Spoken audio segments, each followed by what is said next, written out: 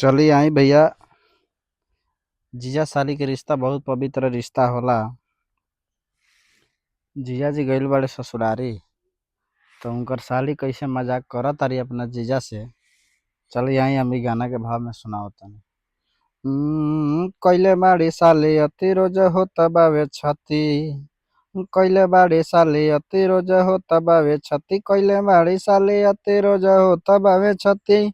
आ जीजा कही कही दहिया सटावेली।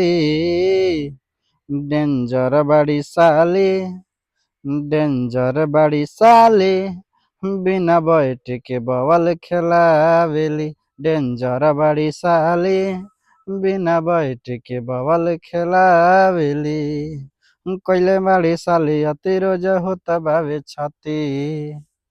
तो चलिए आई भैया, कैसन लागल सुन के कमेंट में बताएं।